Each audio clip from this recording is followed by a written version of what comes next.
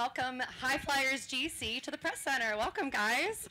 We're joined by James Piot. We're joined by Phil Mickelson, the captain of HyFlyers GC, Brendan Steele, and Cameron Tringale. Welcome to Singapore. Phil, we'll start with you. You've made comments in the past about how much you love Singapore. You love being here. You love this course. Tell us why you love it so much.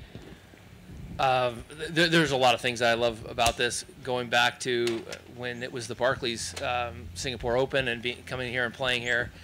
I really love everything about it. I think that one of the greatest leaders in history was Lee Kuan Yew. I love many of the things that he has done here, and many of the policies that he's implemented. I feel really, really good when I get here. It's such a clean, beautiful city. The people treat us with such respect, and the golf course, it's as well-maintained a golf course as I think I've ever seen. It's just incredible, and for such a small country to be able to bring world-class golf and have such a world-class golf course to host us on is exciting for all of us to be here. Great, thank you. So you guys are really finding your form. I believe last week you guys finished 4th. What's clicking for all of you guys as a team and individually? We'll start with you, Cameron. Well, I think one thing that we've done so well is really trying to spur one another on, and so as the more time we spend with each other, the more we get to learn each other's games, and really we have a lot of fun. We're comfortable, and we can really, when applicable, like see things, give advice, try and build each other up, and create just a team that's always getting better, always trying to find our best stuff collectively and individually. Brendan? Yeah, I mean, I think for me, definitely echoing a lot of what Cameron said, we love being together. We have a ton of fun. We help each other a lot. We've got just a great relationship, and we really want to do it for each other. Phil's made a big point of us helping each other to each win a tournament over the next couple of years, and that's a huge goal for us. And we know that if we win individually, that really helps the team. So we've been trying to help each other do everything we can to do that. And I think Phil and Amy both just creating a great culture around us has really made everyone comfortable and feel really great, and it's shown in our results. Thanks. Go ahead, James. I just think the team's gotten better and better at carrying me. That's really what's happened. But no, in all seriousness, like Steele and Camo said, just the team culture. I mean, everyone's pushing each other. We want to do well for each other. I think that's what's really unique about the HyFlyers, and going out there and proving ourselves every week. So seeing, Phil play as good as he did at Augusta in this past week is it's pretty awesome to see, and it's motivating me, that's for sure. It's really cool to see the dynamic here, because we've got one of the best putters in the game, Cameron Tringale, one of the best drivers in the game, Brendan Steele, and we've got this youthful upcomer with all this potential right here with James, and he brings a youthfulness to the team and an excitement level. And Steele has really been the glue for us. He's really brought everybody together and created this great energy and feel. And what we're doing is helping each other be our best. If he's helped me with his driving, I might help him with some iron work, or Cameron's helped me with my putting, and James keeps his energy young and youthful. And so we're trying to use this team aspect, which is such a unique dynamic in the game of golf, to help us be our best. And we had it a little bit in high school, we had it in college, and in professional golf, you're so isolated, you're on your own, you have your own team, and then to have this team aspect has been a real benefit for us for a lot of reasons. And again, I like to say that we're trending because we've gotten better each week, and we continue to get better individually and as a team. And we're excited about this week. This is another opportunity for us to take more steps forward in the process of winning.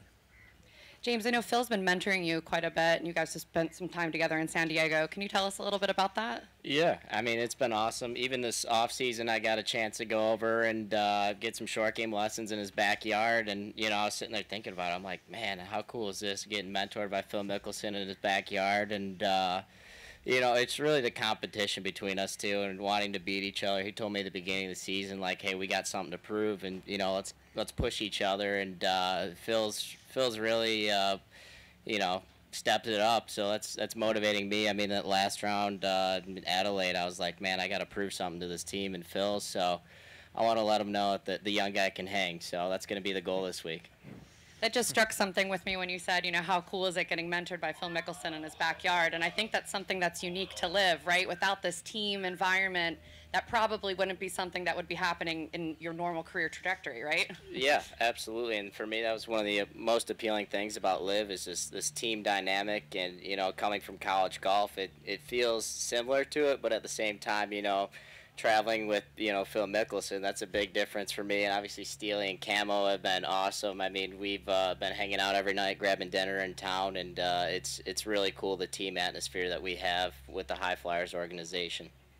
Brendan, I know you guys have been working together on driving. Can you tell us a little bit about that? Yeah, I mean, I think that's maybe a little overblown, but yeah, I mean, we just try to help each other. We have similar tendencies, even though we have a lot of differences in what we do as well. And so I'm not necessarily someone who is good at teaching, but I can tell him kind of what I feel and what I do, and the tendencies can kind of help out, and it just kind of reinforced what Andrew was telling him, and things that he's known for a long time, but just reminders and maybe just a little different way to approach it that gets him excited, and when he's excited, he does really well. That's awesome. Last question before I turn it over. How excited is everybody to be able to wear shorts this week? James? I'm so excited I wore pants today, yeah. I can't wait. Great, I'll turn it over to Mike. Phil, I wanted to ask you, when I saw you on the range last week, you had stopped to talk to one of the Torquay guys, and it seemed like you were talking about his swing or your swing or whatever. Are you, at age 52, still trying to unlock the mysteries of the golf swing? Yes, but what's interesting about the golf swing is that everybody's got their own personal swing and their own tendencies and their own way of doing it, and everybody's body kind of functions differently, and so their swing is going to look differently. But the more data and the more input and the more insight you have into what things work for some and so forth, you can then see if it applies to you. So it doesn't always work, but if you hear a few things and you try to apply it to your own game, sometimes it works, sometimes it doesn't. You have to decipher that. But I always like hearing what players are doing, what they're trying to do, and that's kind of like Steele. You know, he articulated something, the same thing that Andrew and I have been working on, but he articulated it just a little bit differently and in a way that resonated for me a little bit on the golf course. And so those are things that I'm always trying to look at is things that might apply to my game, and then I have to decipher and go through it and see if it actually does make me better. And Cameron, you talked about the putting. Phil ranked first in the field last week in putting, so are you taking credit for that? Not at all. Phil's been a world-class player, putter, down the list. Yeah, as long as you guys have been covering him, and then some. So yeah, no, I take no credit, but definitely great for our team. Great to see some lower scores and putting such a big part of the game. But Mike, in fairness, we talked in Orlando. I asked him a few questions, and I started working on it Monday, Tuesday, Wednesday before Augusta, and I putted very well at Augusta, and I putted very well last week. So it is something that we've talked about, and if you ever watch him, how steady, how solid, how rock solid his body is, how steady his head is, and how consistent his stroke is, and you look at the rhythm and the timing and impact and all these things, how consistent he is, it gives me something to strive for, something to work on when I'm practicing rather than just putting at random. And so I feel like now when I'm working on my putting, I'm getting better and better, and the stuff we talked about made a big difference for me at Augusta and last week. And James, going back to working with Phil and the guys, what are some of the specific things that you have learned in your time working with these three guys? I mean, really everything. From Phil, you know, how to chip. I feel like I've actually changed a lot in my short game since starting. That just 1 week I spent with him in San Diego over the winter time, and you know, Steele just watching him drive the ball, and Cam obviously putting. So I learn a lot through observation. I ask a lot of questions, but at the same time, I just like seeing how guys get it done and what I could implement in my game, and you know what I don't need. But at the same time, it's obviously any information I could take at this age and apply to my game, I'm trying to do that. And how about Phil's obviously a big smack talker. Have you been able to take some lessons in that regard? Oh, Phil, he talks smack? I never knew that. Really?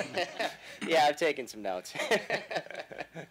And one last question from me. you know, the four aces obviously won last week. They were in first most of the season. Other than just shooting low scores, what do you think they've been able to uncover that, you know, everybody else seems to be searching for? Steele? I mean, their team is very solid all the way through. They're getting, you know, good rounds and good tournaments from everybody all the time. So I don't think there's a big secret there. And I think, you know, everybody's trying to figure out how this team format works the best for them and how they can help each other. And I think as far as we're concerned, we've helped each other a ton, and our trajectory is fantastic, and it feels like we're getting a lot out of each guy, and we just are so excited about the opportunities that are coming for us, and we feel like that we just keep doing what we're doing, and things are going to go really well for us. All right, over to the media, and please state your name and the publication that you're with. Start with you, Joy. Hi, Phil. This is Joy, the team. Hi, Cameron. Just a few questions from me. Starting with number one, your rounds, the final round at the Masters, 65, and then that 2 double bogeys, and then shooting a 69 in Adelaide.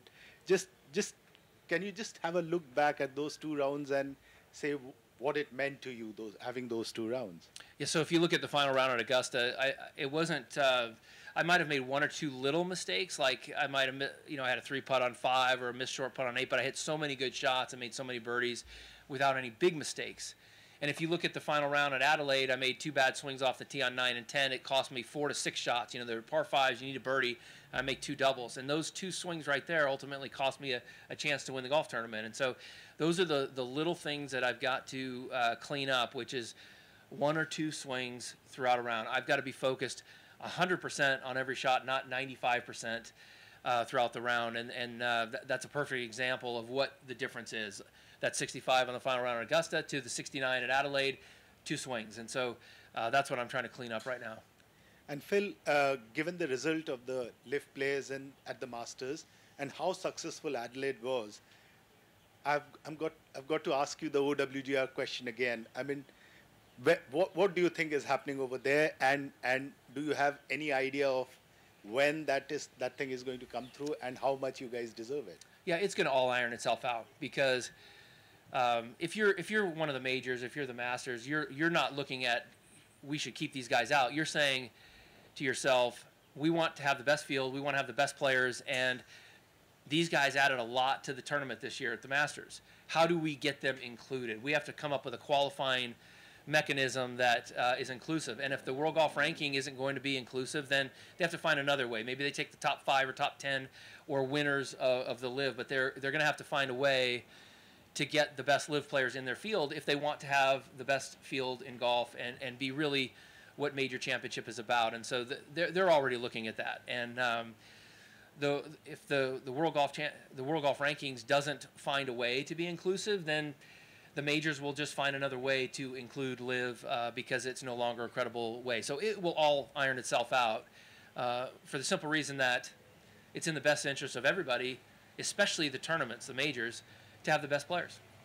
And this golf course, Phil, you've had a huge history with it. Played, I think, 4 or 5 years, the Barclays Singapore Open. But it has been a kind of an unsolved mystery for you. You haven't won it over here, even though you played so well and consistently. Can you just tell us about this, the man's golf course, as they call it in Asia? Yeah, there's a couple of areas of focus on Sentosa. There are a couple of, it really, let's see, how do I explain this? To play Sentosa effectively, you're going to have a lot of shots from 160 to 210, a lot of full 6, 7, 8 iron shots. And you need to hit those really well, and you need to drive the ball well. So if I want to play well here, those are the areas that I really need to focus on. And so that's what I've been working on coming in here. Having played Sentosa a number of times like I have, knowing the golf course the way I know it, it has given me time to prepare for the shots that I have coming up. And I've spent a lot of time in those areas trying to be sharp for this week and to try to, like you say, solve that mystery. And one last question from me. Adelaide was so good for LIV and for golf. How can we replicate Adelaide in all the tournaments going forward? And I know it will be difficult in a place like the US. given all the opposition. But how can we replicate this model going forward?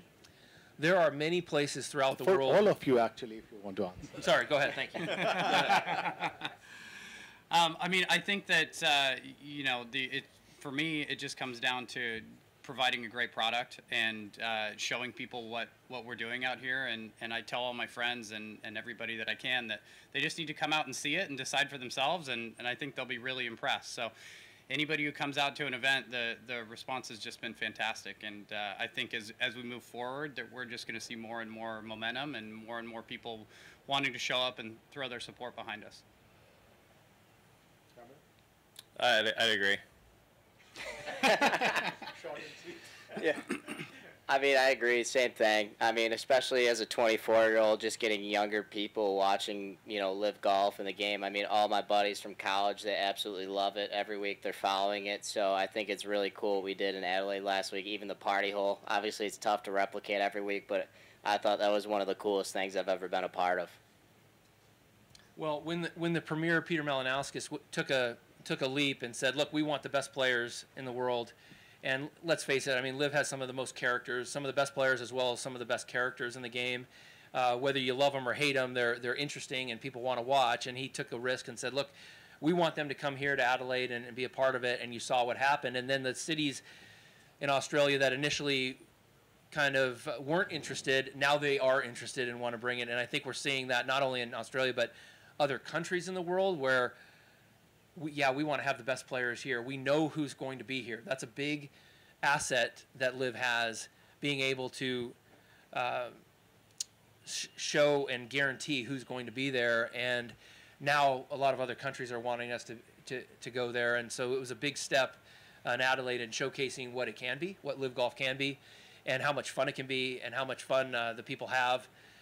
With a different energy and vibe to professional golf, and it's just going to take off from here. There's no stopping LIV Golf now. I mean, it's on a vertical trajectory, and it's pretty exciting to be a part of it. Great. Who's next? Yep. Hi, this is Irvin from the Straits Times. I just have two questions. First one for Phil. The first thing you said when you walked in here was that your admiration for Lee Kuan Yew. So obviously we're a country thousands of miles away from America. So how did you come to know of him, and what made you, interested in the things he's done?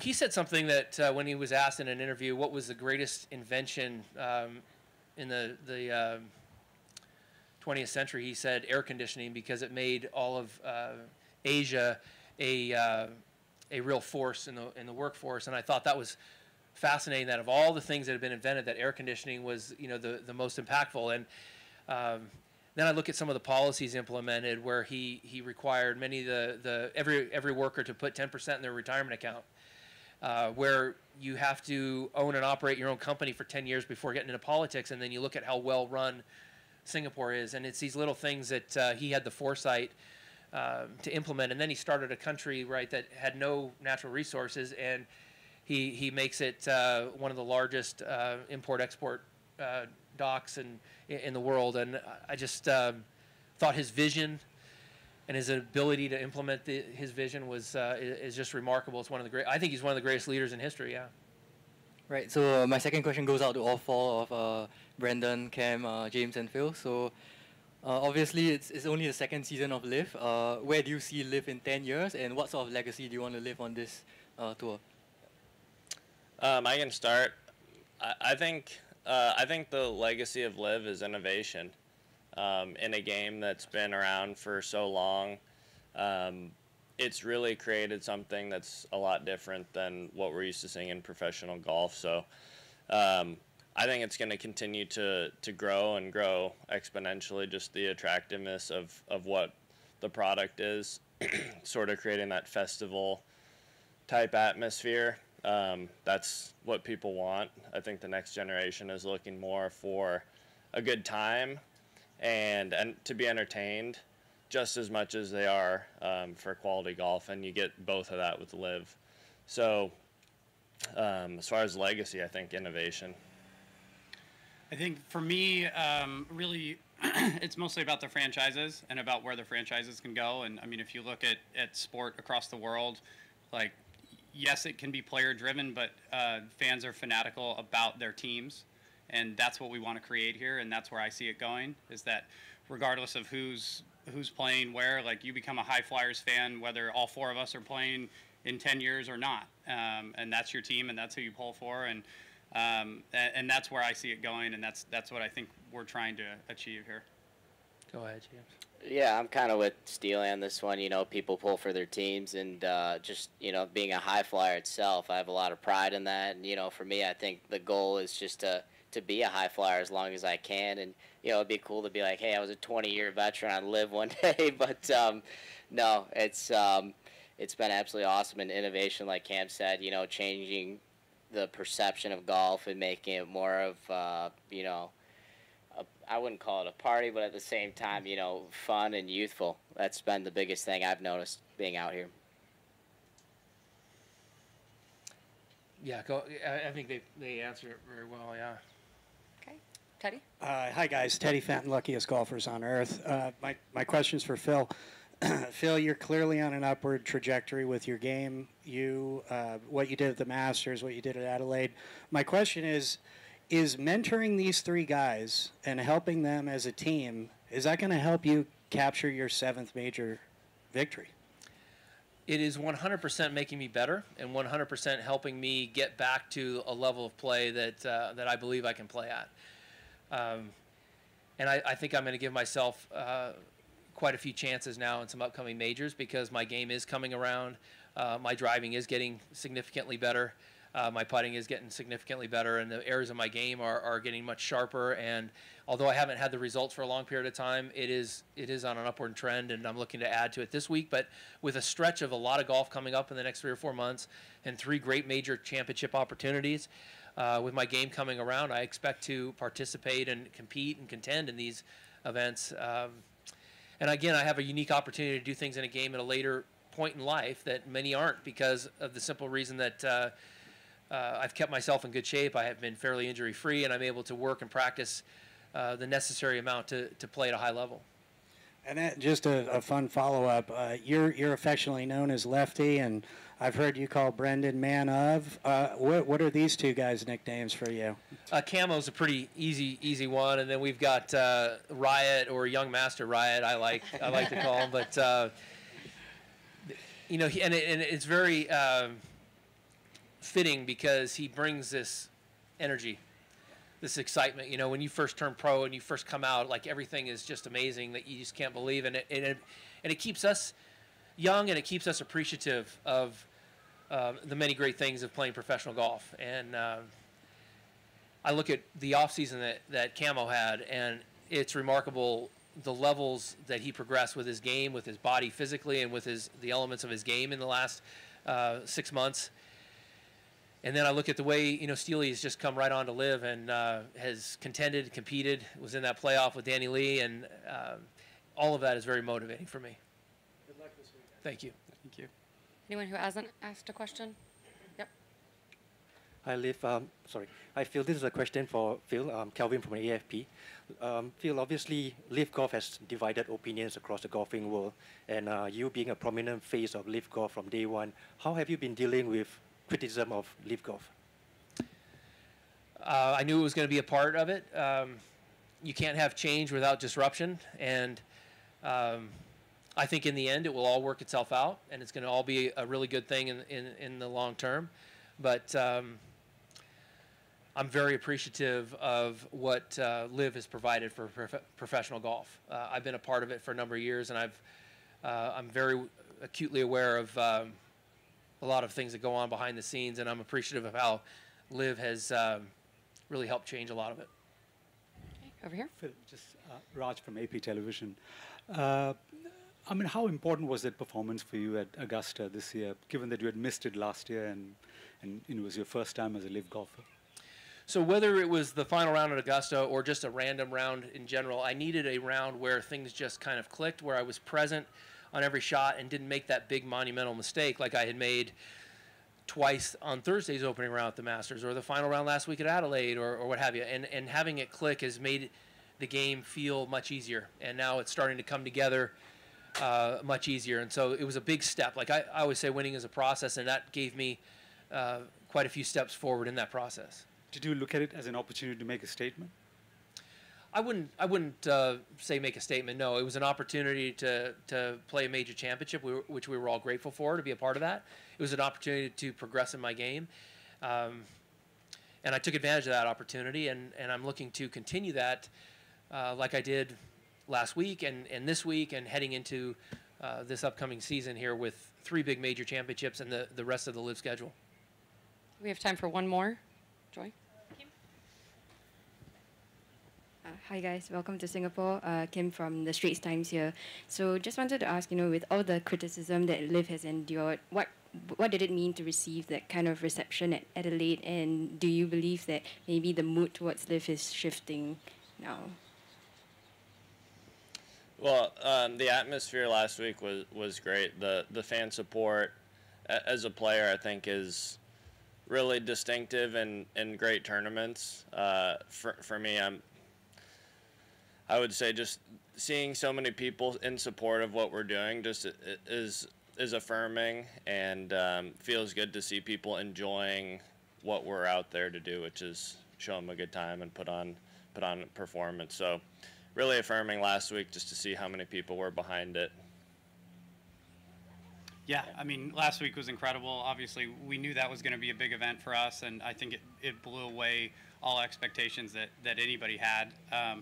But it's definitely nice when you have that support. It definitely shows us that we're on the right track, and we think that we can really do that moving forward and get that support all over the world, and just show people that we're here to show them what we can do on the course and give them a great product, and we're really excited about that.